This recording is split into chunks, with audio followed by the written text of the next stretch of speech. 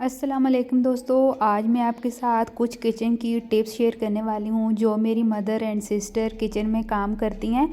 उनकी आसानी के लिए मैं आज ये वाली टिप्स लेकर आई हूँ। खाने पकाने के रिलेटेड ये वाली टिप्स हैं जो कि ये जानकर उनको बेहद खुशी होगी कि बहुत ही इजी सी टिप्स हैं, कोई ज़्यादा टाइम भी नहीं लगता और आप अपना काम मिनटों में आसानी के साथ कर सकते हैं।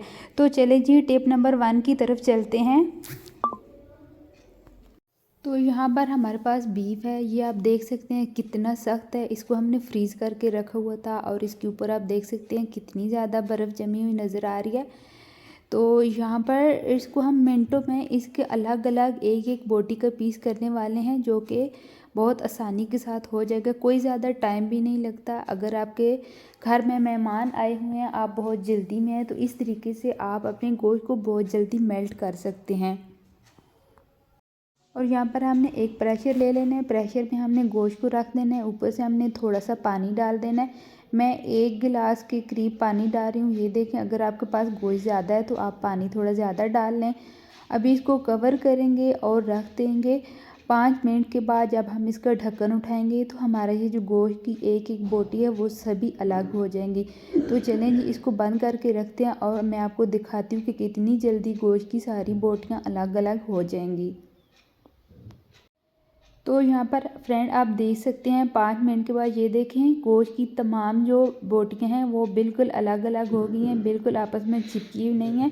तो यहाँ पर आप मसाला बनाएं और इसको फ्राई करें और बहुत जल्दी में इसको आप बना सकते हैं। अगर ये मेरी थोड़ी सी भी टिप्स आपको अच्छी लग रही है तो प्लीज़ मेरी वीडियो को यहीं पर लाइक कर दें।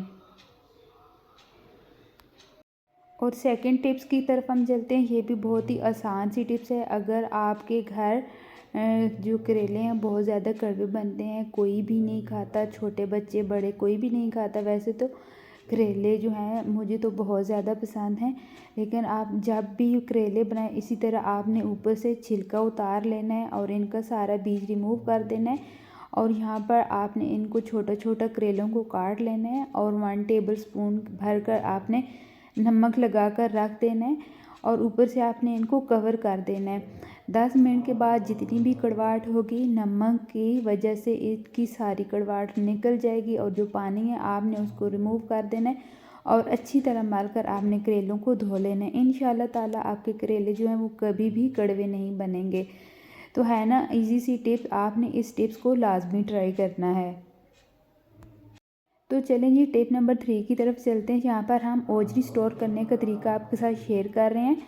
अगर आपके पास इसी तरह ओजरी आ जाए, आप बहुत ज़्यादा बिज़ी हों, आपके पास टाइम ना हो पकाने का, तो आप इसको 1 महीने तक स्टोर करके रख सकते हैं। ये भी बहुत आसान सी टिप्स है।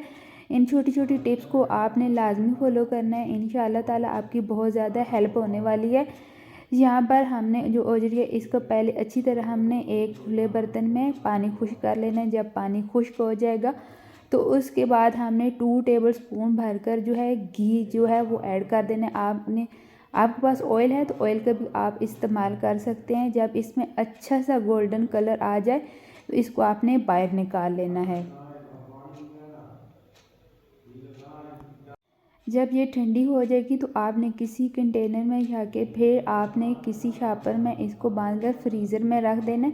जब आपका दिल चाहे आपने इसको बना लेना है और इंशाल्लाह ताला आपकी जो ओजरी है इसमें से कभी स्मेल भी नहीं आएगी और बहुत अच्छी सी इसकी में खुशबू भी आती है और आप आसानी के साथ इसको बना भी सकते हैं। ये देखें, मैं आपको दिखा रही हूँ, मैंने ये फ्रीज़ करके रखी हुई थी।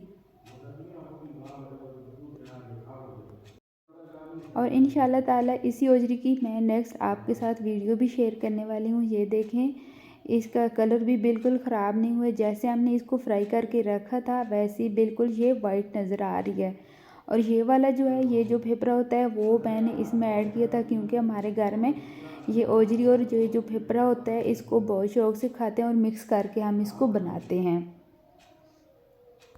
और जिस एरिया में मैं रहती हूँ इस एरिया में इस पेपर के कुछ लोग कबाब भी बनाकर खाते हैं, लेकिन हम इसका इस्तेमाल ओजरी में ही करते हैं। अगर ये ना मिले तो हम खालस भी बना लेते हैं, लेकिन ज़्यादातर इसी के साथ बनाते हैं। तो चलें जी, टिप नंबर 4 आपके साथ शेयर करते हैं। ये भी बहुत ही इजी सी टिप्स है, ये चनों के मुताबिक है। यहाँ पर आप देख सकते हैं हम चने बना रहे थे, इनमें से सारा जो पानी है खुश्क हो गया था। तो जब पानी आपका खुश्क हो जाए तो चने जो हैं वैसे भी बहुत जल्दी ये गलते नहीं हैं, तो आपने इनके अंदर गर्म पानी डालना है। जब आप गर्म पानी डालेंगे तो ये फिर सख्त नहीं बनेंगे, बहुत जल्दी नरम बनेंगे। अभी तो बहुत सर्दी है तो पानी बहुत ज़्यादा ठंडा होता है, तो आपने जब भी डालना है गर्म पानी डालना है। इससे ये होगा आपकी जो चने हैं बहुत जल्दी नरम हो जाएंगे। तो बहुत ही आसान सी ये सारी मैं टिप्स आपके साथ शेयर कर रही हूँ। तो टिप नंबर 5 भी मैं आपके साथ शेयर करने वाली हूँ, ये भी बहुत ईजी सी टिप्स है। ये भी बहुत ही अमेजिंग सी टिप्स है और आप इस टिप को जानकर हैरान हो जाएंगे। यहाँ पर मैं गाजरें काट रही हूँ। ये हम गाजर का जो हलवा बनाने वाले थे, ये हम प्रेशर में बनाने वाले थे, इसलिए मैं छुरी के साथ काट रही थी। अगर आपने ऐसे ही बनाना है खुले बर्तन में तो आप फिर इसका कद्दूकस का भी इस्तेमाल कर सकते हैं। लेकिन ये देखें जो रेड वाली गाजरें हैं उनको मैं ऐसे ही काटती जा रही हूँ और ये वाला जो वाइट पार्ट है मैं इसको निकाल दूँगी। इससे ये होता है, एक तो गाजर के हलवे का कलर भी अच्छा नहीं आता और ये फीका सा टेस्ट हो जाता है। जब आप इसको निकाल देंगे तो आपको जो चीनी डाल रहे हैं वो भी कम डालनी पड़ेगी गाजर के हलवे में। ये देखें ये जो ऊपर ऊपर इसका रेड वाला पार्ट है इसको मैं निकाल लूँगी और अंदर जो येलो वाला पार्ट है उसको मैं बाहर निकाल दूँगी। बहुत ही आसान सी टिप्स हैं, अगर आप इन टिप्स को जान लेंगे तो आपकी ज़िंदगी बहुत ज़्यादा आसान हो जाएगी। तो चलें जी नेक्स्ट टिप की तरफ चलते हैं, ये भी बहुत ही ईजी सी टिप्स है। यहाँ पर मैंने हरा धनिया ले लिया, ये इसकी हरे धनिया की डंडियाँ हैं। अगर ये डंडियाँ आप ऐसे ही फेंक देंगे तो आपको नुकसान ही होगा, लेकिन अगर आप अच्छे तरीके से इस्तेमाल करेंगे तो आपको बहुत ज़्यादा फ़ायदा होगा। ये जो हरी डंडियाँ हैं इनके में बहुत ज़्यादा खटास होती है। अगर आप इनको हांडी के मसाले में ऐड करते हैं, एक तो आपका मसाला गाढ़ा हो जाएगा और आपकी हांडी का टेस्ट भी बहुत अच्छा आएगा। आपने इन मेरी तमाम टिप्स को लाजमी ट्राई करना है, इंशाल्लाह ताला आपको बहुत ज़्यादा फ़ायदा होने वाला है। किचन में जितनी भी मेरी सिस्टर काम करती हैं उनके लिए बहुत ही आसानी होगी अगर ये मेरी एंड तक वीडियो देख लेती हैं। अगर आपके पास बहुत ज़्यादा हरी मिर्ची हैं, आप उनको स्टोर करके रखना चाहते हैं तो आपने इस टिप्स को लाजमी फॉलो करना है। तो हरी मिर्चें जब भी ख़राब होना शुरू होती हैं तो वो डंडे की तरफ से ख़राब होना शुरू होती हैं। तो आपने हरी मिर्चों की तमाम ये जो डंडियाँ ये इनको रिमूव करके रख देना है। आपने इनको किसी बॉक्स में डाल के रख देना है, काफ़ी दिन तक ये जो आपकी मिर्चें हैं वो कभी ख़राब नहीं होगी और आप आसानी के साथ इनका इस्तेमाल कर सकते हैं। तो बहुत ही इजी सी टिप्स है। अगर मेरी थोड़ी सी भी ये टिप्स आपको अच्छी लग रही हैं तो प्लीज़ मेरी वीडियो को यहीं पर लाइक कर दें और शेयर भी कर दें।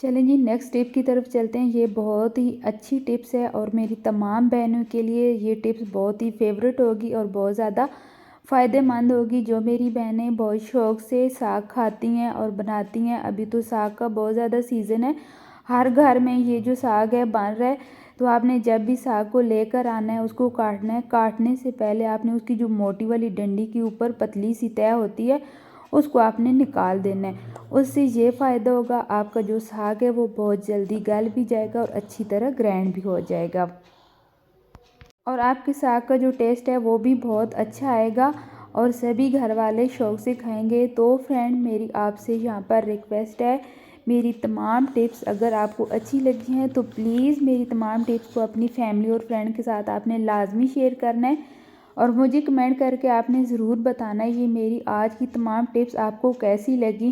फ्रेंड अगर अच्छी लगी हैं तो प्लीज़ मेरी फिर से आपसे रिक्वेस्ट है मेरी वीडियो को लाइक कर दें। इसी तरह न्यू टिप्स न्यू रेसिपी के साथ फिर मिलूँगी, तब तक के लिए अल्लाह हाफिज़।